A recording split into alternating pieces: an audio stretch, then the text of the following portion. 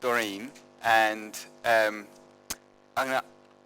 going to ask the question about there's a goal here around the role of women and youth as a particularly important populations here that need to be included in the impact of all this work, and potentially risk getting left behind, but that would be a terrible consequence.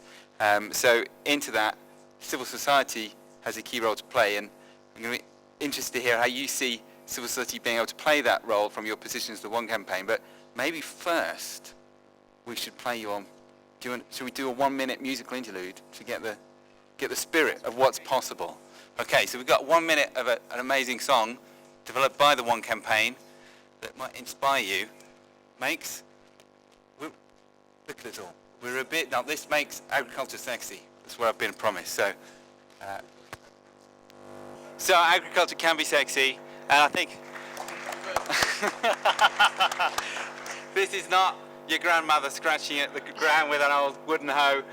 So tell us how you can bring that kind of energy to bringing women and youth and unlocking this opportunity for them.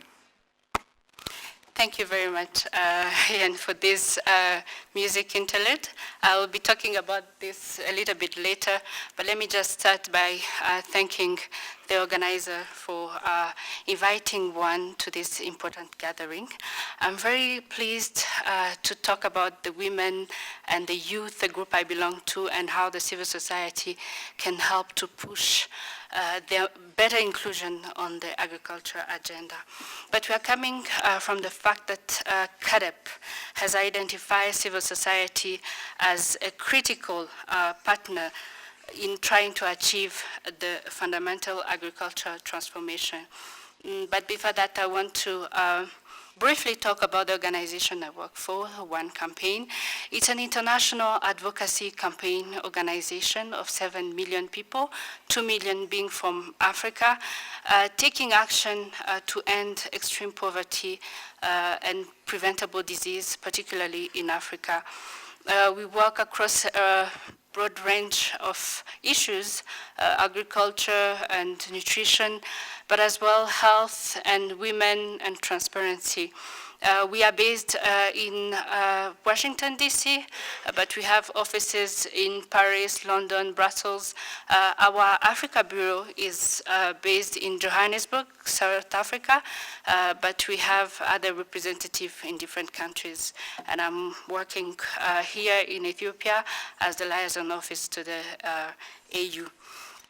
So what we would like to talk about the critical thing about this broad portfolio is that the world, especially the African continent, have for far too long put the issues of women and young and youth far beyond on the agenda.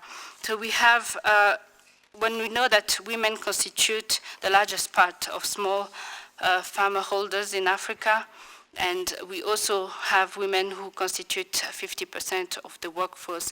So it's really not good economics to ignore them. We also got statistics from this platform where we are told that African population are getting younger and younger, and we have the youth population who are entering the workforce but will not be all absorbed by the job market. So we see agriculture as a sector where they can be utilized.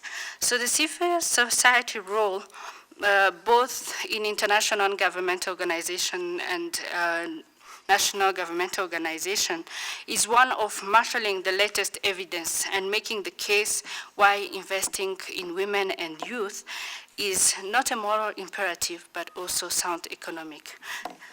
So policymakers don't often have the bandwidth to take on this data.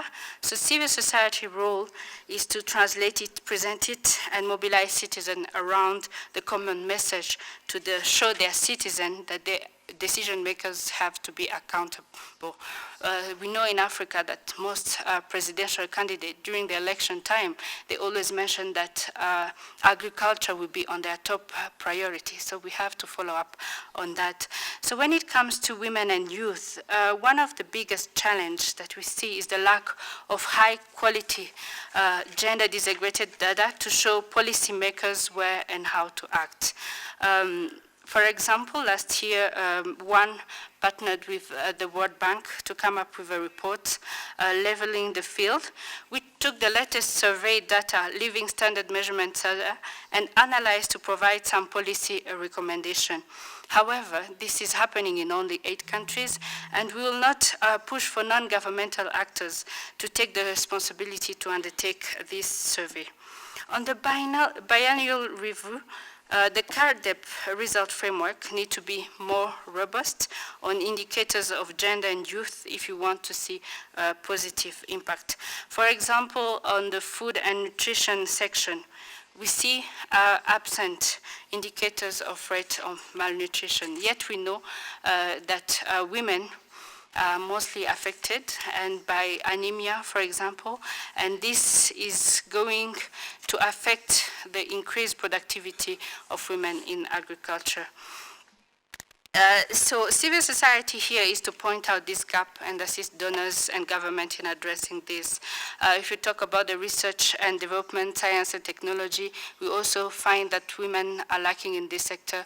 We only see some researcher being on the ground, but when we are talking about the level of managerial level, leadership level, we rarely see women there.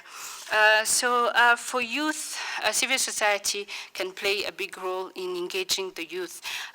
For example, you see this song, it was made during the Do Agri campaign, It Can Work. So it was a song that was made to show that the world needs to look at this issue of youth and agriculture to make it more attractive for them to follow it. So I think I'll just end it here. Thank you. Mm-hmm. Well, thank you for all that work, and I think it's really important. Thank you.